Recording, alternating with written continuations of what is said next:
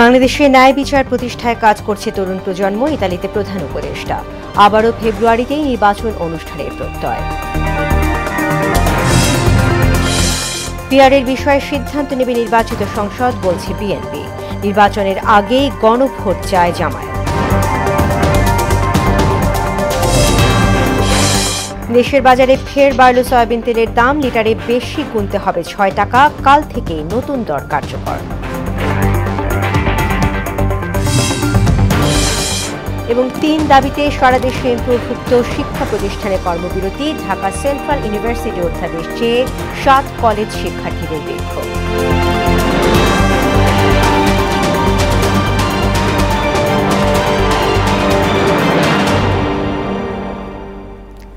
আসসালামু আলাইকুম, মোহনা সংবাদে সবাইকে স্বাগত। শুনছিলেন শিরোনাম, পুরো সংবাদে আছি আমি তাসমিয়া জেরিন। এবার বিস্তারিত। ফেব্রুয়ারিতেই বাংলাদেশে জাতীয় নির্বাচন অনুষ্ঠিত হবে বলে জানিয়েছেন প্রধান উপদেষ্টা অধ্যাপক ডক্টর মোহাম্মদ ইউনূস। ইতালির রোমে বিশ্ব খাদ্য ফোরামের সমাবেশে অংশ নিয়ে কথা বলেন তিনি। দেশে ন্যায় বিচার প্রতিষ্ঠা ও জনগণের ক্ষমতাকে প্রাতিষ্ঠানিক রূপ দিতে তরুণ প্রজন্ম কাজ করছে বলেও জানান প্রধান উপদেষ্টা। রেজা খানের রিপোর্ট। ইতালির রোমে বিশ্ব খাদ্য ফোরামের সমাবেশে বক্তব্য দেন অন্তর্বর্তী সরকারের প্রধান উপদেষ্টা অধ্যাপক মোহাম্মদ ইউনূস। এতে তিনি উল্লেখ করেন, বাংলাদেশ 17 কোটি মানুষের খাদ্যের যোগান দিচ্ছে। এর পাশাপাশি আশ্রয় দিয়েছে 13 লাখ রোহিঙ্গা শরণার্থীকে, যারা মিয়ানমারের সহিংসতার মুখে পালিয়ে এসেছে। We feed over 170 million people and also support 1.3 million Rohingyas who fled under the violence in Myanmar. বাংলাদেশের তরুণ প্রজন্ম নতুন বাংলাদেশ গড়ে তুলছে উল্লেখ করে আগামী ফেব্রুয়ারিতেই জাতীয় নির্বাচন অনুষ্ঠিত হবে বলে বিশ্ববাসীর সামনে অঙ্গীকার ব্যক্ত করেন অধ্যাপক Yunus. In coming February, we'll hold our national election, and with it, we institutionalize our commitment to justice and people's power. খাদ্য উৎপাদনের অভাবে নয়, সুষম অর্থনৈতিক কাঠামো নির্মাণের অভাবে দারিদ্রতা বৃদ্ধি পায় বলেও মন্তব্য করেন প্রধান উপদেষ্টা। Hunger is not caused by scarcity. It is caused by the failure of the economic framework that we have designed. কৃষিতে বাংলাদেশ 70% পর্যন্ত ভর্তুকি দিচ্ছে। এর পাশাপাশি শক্তিশালী খাদ্য বিতরণ ব্যবস্থা বাংলাদেশে গড়ে তোলা হয়েছে বলেও জানান তিনি। We have released 133 climate resilient rice varieties. We have mechanized farming with subsidies up to 70%. Reza খান, মোহনা সংবাদ, ঢাকা। পিআরএ বিষয়ে সিদ্ধান্ত আগামী সংসদের ওপর ছেড়ে দেওয়ার পরামর্শ দিলেন বিএনপি মহাসচিব মির্জা ফখরুল ইসলাম আলমগীর।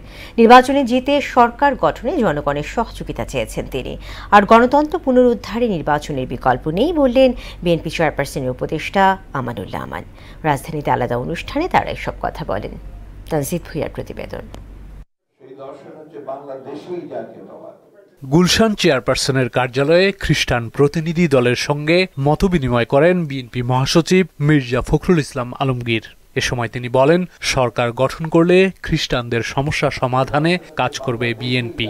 আগামী নির্বাচনে জনগণ আরেকবার রায় দেবে যে এই বাংলাদেশের মানুষ সত্যিকার অর্থেই তারা অসাম্প্রদায়িক এবং তারা বাংলাদেশি জাতীয়তা বিশ্বাস করেন। ৭১ ভুলে নতুন চিন্তা চাপিয়ে দিলে জনগণ তা মানবে না। সুষ্ঠু নির্বাচনের পথকে বাধাগ্রস্ত করতে অপচেষ্টা চলছে বলে অভিযোগ করেন মহাসচিব। সুষ্ঠু অবাধ নির্বাচন সকলের কাছে গ্রহণযোগ্য একটি নির্বাচনের ব্যবস্থা করবে, তারা চেষ্টা করছেন, নির্বাচন কমিশনের চেষ্টা করছে। কিন্তু মাঝে মাঝেই আমরা এমন কতগুলো বিষয় দেখতে পাই যে বিষয়গুলো আমাদেরকে একটু উদ্বিগ্ন করে তোলে। বাংলাদেশের সমাজের, রাষ্ট্রের, জাতির আত্মা যেটা সোল, এই সোলটা কিন্তু 1971 সালে আমরা এই অসাম্প্রদায়িক একটা বাংলাদেশ, এই বাংলাদেশ নির্মাণ করার জন্য কিন্তু আমাদের সেই সোল আছে। এই সোলকে আমরা নষ্ট হতে দিতে চাই না। অনেক দেশে পিআর পদ্ধতি থাকলেও পিআর পদ্ধতি সম্পর্কে আমাদের দেশের মানুষের ধারণা নেই উল্লেখ করে মির্জা ফখরুল বলেন, পিআরের বিষয়টি আগামী সংসদের উপর ছেড়ে দেওয়া উচিত।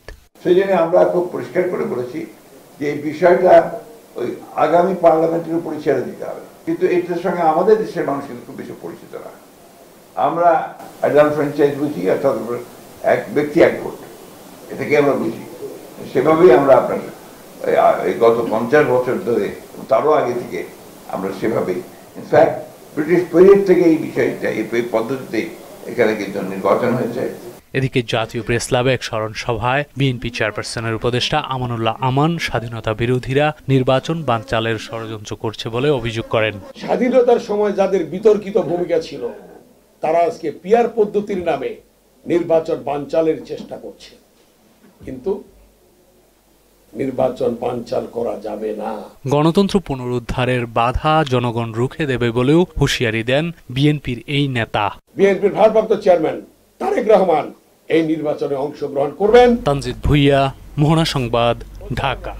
তিনি জাতীয় সংসদ নির্বাচনের আগে নভেম্বরে গণভোট চায় বাংলাদেশ জামায়াতে ইসলামী। রিটার্নিং কর্মকর্তা নিয়োগে নিরপেক্ষতা বজায় রাখতে ইসির কাছে দাবিও জানিয়েছে দলটি।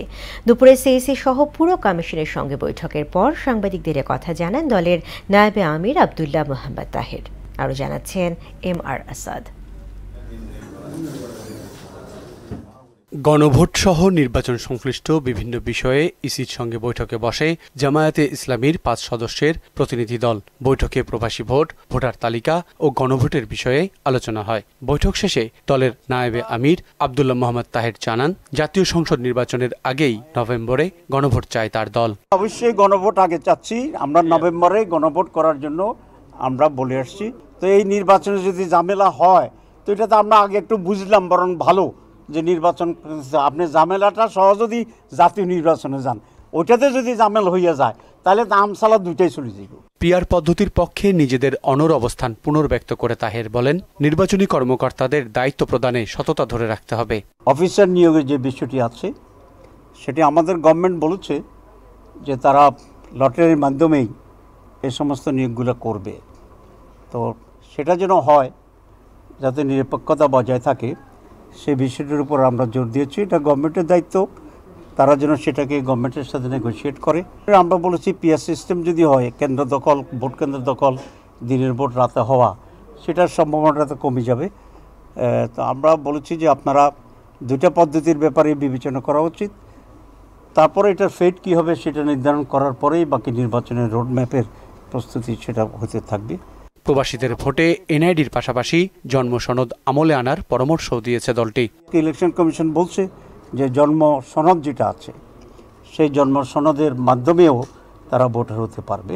MR আসাদ, মোহনা সংবাদ, ঢাকা। আসন্ন জাতীয় সংসদ নির্বাচনে এনসিপি শাপলা প্রতীক নিয়ে অংশগ্রহণ করবে বলে জানিয়েছেন জাতীয় নাগরিক পার্টি এনসিপির উত্তরাঞ্চলের মুখ্য সংগঠক সার্জিস আলম। দুপুরে জামালপুর জেলা পরিষদ মিলনায়তনে এনসিপির জেলা ও উপজেলার সমন্বয় সভা শেষে একথা বলেন তিনি। জুলাই সনদের আইনগত ভিত্তি ছাড়া সরকারও নির্বাচনের দিকে যাবে না জানিয়ে রাজনৈতিক দলগুলোর মধ্যে কাঁদা ছোড়াছুড়ি না করার আহ্বানও জানান সার্জিস আলম। আমরা মনে করি এনসিপি এবং শাপলা, যেহেতু আমরা এটা আইনগতভাবে পাই, এটা অঙ্গাঙ্গিভাবে জড়িত এবং আমরা এটা অবশ্যই পেয়ে শাপলা প্রতীক নিয়ে আগামী নির্বাচন করব। বিচার সংস্কার, জুলাই সনদ, এই কার্যক্রমগুলোর সন্তুষ্টিমূলক অগ্রগতি হওয়ার পরে গণতান্ত্রিক ধারায় বাংলাদেশে যে আমরা একটি স্বচ্ছ নির্বাচনের প্রত্যাশা করছি। স্বৈরাচারী মনোভাব আর পেশির শক্তি প্রয়োগ করে ক্ষমতায় টিকে থাকতে চেয়েছিলেন ক্ষমতাচ্যুত প্রধানমন্ত্রী শেখ হাসিনা। এজন্য তিনি আইন শৃঙ্খলা বাহিনীকেও ব্যবহার করতেন বলে জানালেন চিফ প্রসিকিউটর তাজুল ইসলাম। জুলাই আন্দোলনে মানবতা বিরোধী অপরাধের মামলায় শেখ হাসিনা সহ 3 জনের বিরুদ্ধে দ্বিতীয় দিনের যুক্তিতর্ক উপস্থাপনকালে এসব কথা বলেন তিনি। শেখ হাসিনা সহ মামলার অন্য 2 আসামির বিরুদ্ধে রেকর্ড করা সাক্ষ্য ট্রাইব্যুনালে উপস্থাপন করা হয়। এদিকে জুলাই গণ অভ্যুত্থানের প্রথম শহীদ আবু সাইদ হত্যা মামলার পরবর্তী সাক্ষ্য গ্রহণের দিন জন্য 21 অক্টোবর দিন ধার্য করেছেন আন্তর্জাতিক অপরাধ ট্রাইব্যুনাল 2। দেশের বাজারে আরেক দফা বাড়ল বোতলজাত সয়াবিন তেলের দাম। প্রতি লিটারে 6 টাকা বাড়িয়ে 1 লিটারের বোতলের দাম নির্ধারণ করা হয়েছে 195 টাকা। অন্যদিকে খোলা সয়াবিনের দামও লিটারে 8 টাকা বেড়ে 177 টাকা হয়েছে। একই সঙ্গে বেড়েছে পাম তেলের দামও। এখন প্রতি লিটার খোলা পাম তেল বিক্রি হবে 163 টাকায়। আগামীকাল থেকে নতুন এই দর কার্যকর হবে। আজ সচিবালয়ে বাণিজ্য মন্ত্রণালয়ের সচিব মাহবুবুর রহমানের সঙ্গে ভোজ্য তেল ব্যবসায়ীদের বৈঠকের পর নতুন এ দাম নির্ধারণের সিদ্ধান্ত হয়। পরে সংবাদ বিজ্ঞপ্তির মাধ্যমে নতুন দাম ঘোষণা করে Bangladesh vegetable oil refiners and Vanaspati manufacturers association. এর আগে গত 13 এপ্রিল সর্বশেষ বোতলজাত সয়াবিন তেলের দাম বাড়ানো হয়েছিল। বাড়ি ভাড়া ও চিকিৎসা ভাতার বিষয়ে রাতের মধ্যে প্রজ্ঞাপন না হলে আগামীকাল মার্চ টু সচিবালয় কর্মসূচি পালন করবেন এমপিওভুক্ত শিক্ষকরা। বিকেলে কেন্দ্রীয় শহীদ মিনারে এ কর্মসূচি ঘোষণা করেন শিক্ষা জাতীয়করণ প্রত্যাশী জোটের সদস্য সচিব দেলোয়ার হোসেন আজিজি। এর আগে একই দাবিতে কর্মবিরতি শুরু করে সংগঠনটি। সুরাইয়া মুনির রিপোর্ট। দীর্ঘদিনের দাবি আদায়ে রোববার সকালে এমপিওভুক্ত প্রতিষ্ঠানের শিক্ষকরা জাতীয় প্রেস ক্লাবের সামনে জড়ো হলে সাউন্ড গ্রেনেড ও লাঠিচার্জ করে তাদের ছত্রভঙ্গ করে পুলিশ। এর প্রতিবাদে কেন্দ্রীয় শহীদ মিনারে সমবেত হন শিক্ষকরা। বাড়ি ভাড়া হিসেবে মূল বেতনের 20% ভাতা সহ 3 দাবিতে লাগাতার কর্মবিরতির ডাক দেন তারা। 20% বাড়ি ভাড়া, 1500 টাকা উৎসব ভাতা, মেডিকেল ভাতা, 75% উৎসব ভাতা। তা না হলে কিন্তু আমাদের স্লোগান পাল্টে যাবে। ককটেল নিক্ষেপ করেছে যাতে আমরা শত শত শিক্ষক বিভিন্নভাবে আহত হয়েছি। কেউ হাসপাতালে আছেন, কেউ এখনো অসুস্থ আছেন। বেতন কাঠামোতে আমাদের আসলে জীবন সার্ভাইভ করাটা একটা অত্যন্ত কষ্টকর। চিকিৎসা ভাতা দিলে আমরা একজন ডাক্তারের কাছে গেলে অন্তত একটা ভিজিটটা আমরা দিতে পারবো। আমরা এই অবহেলা থেকে মুক্তি চাই। দাবি আদায় না হওয়া পর্যন্ত দেশের এমপিওভুক্ত কোনো প্রতিষ্ঠানে শ্রেণী কার্যক্রম চলবে না বলে জানান শিক্ষক নেতা দেলোয়ার হোসেন আজিজি। আমরা এখানে যতক্ষণ দাবি আদায় না হবে 24 আওয়ার্স আমরা এই শহীদ মিনারকে কেন্দ্র করে আমাদের কর্মসূচি পালন করব। তবে আমাদের যে কর্মবিরতির যে ঘোষণাটি, এটি আজকে আমরা যে তথ্য পেয়েছি বাংলাদেশের প্রায় সকল এমপিভুক্ত শিক্ষা প্রতিষ্ঠানে অত্যন্ত কঠোরভাবে আপনার কর্মবিরতি পালন হচ্ছে। বেসরকারি মাদ্রাসায় ন্যূনতম 9,300 ও বেসরকারি স্কুলে ন্যূনতম 12,500 টাকা বেতনে সারা দেশের শিক্ষকরা অমানবিক জীবনযাপন করছেন বলেও জানান ভুক্তভোগী শিক্ষকরা। আমাদের কেন্দ্রীয়ভাবে সিদ্ধান্ত হয়েছে যে যতদিন পর্যন্ত আমাদের দাবি দেওয়া মানা না হয় ততদিন পর্যন্ত আমাদের ধর্মঘট কর্মসূচি, ক্লাস বর্জন কর্মসূচি অব্যাহত থাকবে। আমরা দেখেছি গতকাল পুলিশ নির্যাতন করেছে, এটার তীব্র নিন্দা করি। দাবি কেউ করতেই পারে, সরকার তার সামর্থ্য অনুযায়ী পূরণ করবে। যেভাবে তাদের উপরে পুলিশ আক্রমণ করেছে সেটি বর্বর যুগকেও হার মানায়। দ্রুততম সময়ে তাদের যৌক্তিক দাবি মেনে নিতে কর্তৃপক্ষের প্রতি আহ্বানও জানান তারা। সুরাইয়া মুন্নি, মোহনা সংবাদ, ঢাকা। ঢাকা সেন্ট্রাল ইউনিভার্সিটি আইন দ্রুত চূড়ান্ত করে অধ্যাদেশ জারির দাবিতে শিক্ষা ভবনের সামনে অবস্থান কর্মসূচি পালন করেছেন সরকারি 7 কলেজের শিক্ষার্থীরা। তারা বলেন অংশীজনদের সঙ্গে আলোচনার ভিত্তিতে 16 অক্টোবরের মধ্যে অধ্যাদেশ জারি করতে হবে, অন্যথায় কঠোর কর্মসূচি দেওয়া হবে। আরও জানাচ্ছেন নাহিদ সিরাজি নিমি। আবারও রাস্তায় সরকারি 7 কলেজের শিক্ষার্থীরা। সোমবার সকালে ঢাকা সেন্ট্রাল ইউনিভার্সিটি অধ্যাদেশ 2025 দ্রুত বাস্তবায়নের দাবিতে শিক্ষা ভবন অভিমুখে পদযাত্রা করেন তারা। এরপর বসে পড়েন শিক্ষা ভবন অভিমুখেই। এতে ওই সড়কে যান চলাচলে বিঘ্ন ঘটে। অংশীজনের মতামতের ভিত্তিতে খসড়া সংশোধন করে আগামী 3 কর্মদিবসের মধ্যে চূড়ান্ত অধ্যাদেশ জারি এবং অধ্যাদেশ জারির পরবর্তী 15 দিনের মধ্যে উপাচার্য ও রেজিস্ট্রার পদে নিয়োগ সহ 4 দফা জানান শিক্ষার্থীরা। অন্যথায় কঠোর আন্দোলনের হুঁশিয়ারি দেন তারা। আমাদের আজকের দাবি হচ্ছে তারা আজকে যদি নির্দিষ্টভাবে সময়সীমা না দেয় যে কবে তারা অধ্যাদেশ দিচ্ছে তাহলে আমরা এখান থেকে যাব না। আমাদের যতক্ষণ না পর্যন্ত কোনো সুস্পষ্ট বার্তা আসবে অধ্যাদেশের, ততক্ষণ পর্যন্ত আমাদের এই আন্দোলন, আমাদের এই অবস্থান কর্মসূচি চলবে। অধ্যাদেশ জারির ব্যাপারে ইউজিসির সাথে আমাদের 35টা প্লাস মিটিং হয়। এছাড়া শিক্ষার্থীদের ভয়ভীতি ও ফেল করানোর হুমকি প্রদানকারীদের বিরুদ্ধে শিক্ষা মন্ত্রণালয়ের স্পষ্ট অবস্থান দেখতে চেয়েছেন 7 কলেজের শিক্ষার্থীরা। শিক্ষকরা হচ্ছে আমাদের বাবা মায়ের সমতুল্য, কিন্তু আমাদের ক্যাম্পাসে, ঢাকা কলেজ ক্যাম্পাসে শিক্ষকদের দ্বারা হচ্ছে স্টুডেন্টরা মারা ইয়ার শিকার হয়েছে, যার পরিপ্রেক্ষিতে আসলে নিন্দাজনক ব্যাপার। ঢাকায় অবস্থান করার কারণে আমাদের বিরোধিতা করে সাধারণ শিক্ষার্থীকে মেরে রক্তাক্ত করা, এটা অসভ্যতার সর্বোচ্চ লেভেল। চলতি বছরের 26শে মার্চ রাজধানীর 7 সরকারি কলেজকে পৃথক করে নতুন বিশ্ববিদ্যালয় গঠনের ঘোষণা দেয় সরকার, যার নাম দেওয়া হয় ঢাকা সেন্ট্রাল ইউনিভার্সিটি। নাহিদ সিরাজি নিম্মি, মোহনা সংবাদ, ঢাকা। ডেঙ্গু আক্রান্ত হয়ে গেল 24 ঘন্টায় আরও 3 জনের মৃত্যু হয়েছে। মশাবাহিত রোগটিতে আক্রান্ত হয়ে এই সময়ে হাসপাতালে ভর্তি হয়েছেন 857 জন।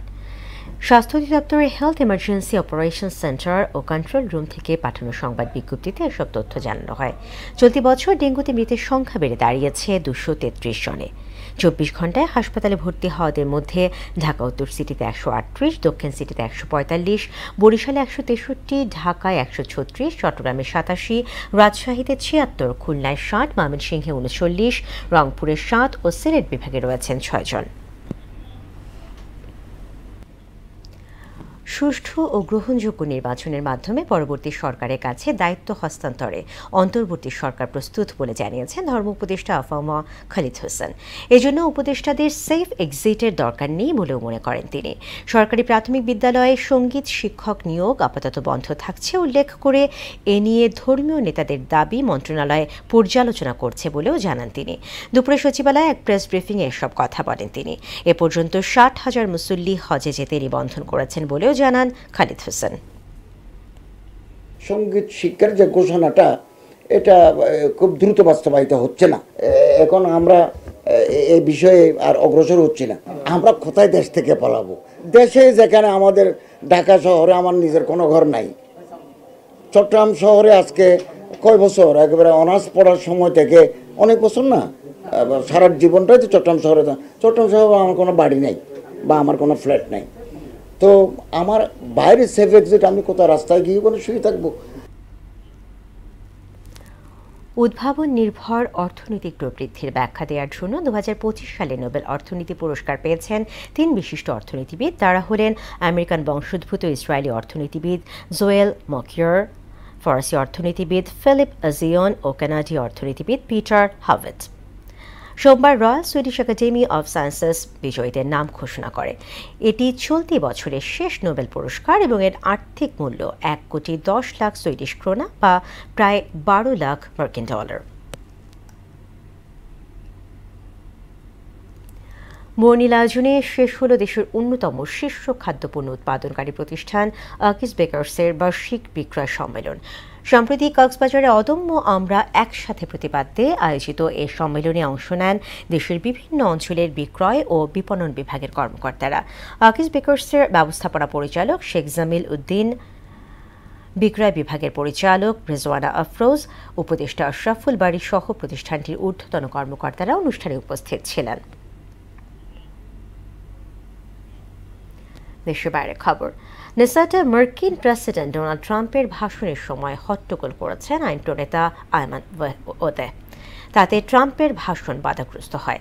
এদিকে গাজা যুদ্ধবিরতি ঘোষণা হলেও সেখানে আইডিএফ এর কাজ এখনও শেষ হয়নি বলে মন্তব্য করেছেন ইসরায়েলের প্রতিরক্ষামন্ত্রী। অন্যদিকে পাকিস্তান ইসরায়েল বিরোধী বিক্ষোভে কট্টরপন্থী গোষ্ঠীর সদস্যরা পুলিশকে লক্ষ্য করে গুলি করলে 5 জন নিহত হয়। ঐশী আলমের ডেস্ক রিপোর্ট।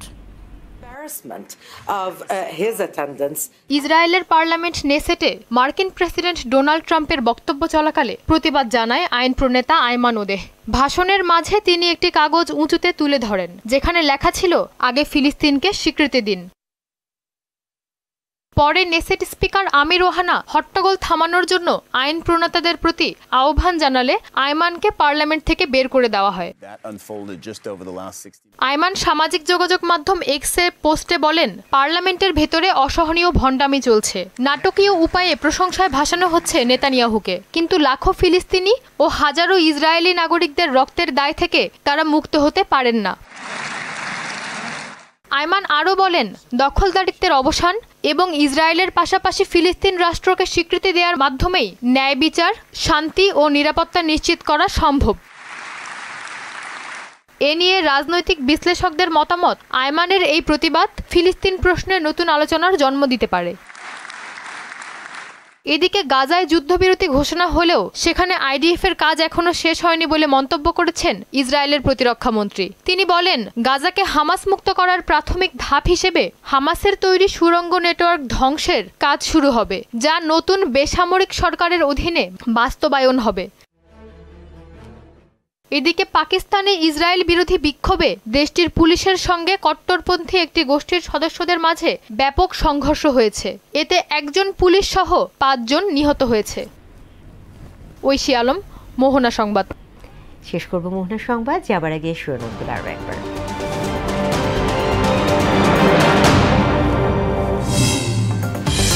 বাংলাদেশে ন্যায় বিচার প্রতিষ্ঠায় কাজ করছে তরুণ প্রজন্ম, ইতালিতে প্রধান উপদেষ্টা। আবারও ফেব্রুয়ারিতেই নির্বাচন অনুষ্ঠানের প্রত্যয়। পিআরের বিষয়ে সিদ্ধান্ত নেবে নির্বাচিত সংসদ, বলছে বিএনপি। নির্বাচনের আগেই গণভোট চায় জামায়াত। দেশের বাজারে ফের বাড়ল সয়াবিন তেলের দাম, লিটারে বেশি গুনতে হবে 6 টাকা। কাল থেকেই নতুন দর কার্যকর। এবং 3 দাবিতে সারা দেশে এমপিওভুক্ত শিক্ষা প্রতিষ্ঠানে কর্মবিরতি। ঢাকা সেন্ট্রাল ইউনিভার্সিটি অধ্যাদেশ চেয়ে 7 কলেজ শিক্ষার্থীদের বিক্ষোভ। দর্শক, এই ছিল মোহনা সংবাদে। পরবর্তী সংবাদ রাত 12:30টায়। এছাড়া মোহনার সবশেষ খবর নিতে ভিজিট করুন www.mohna.tv।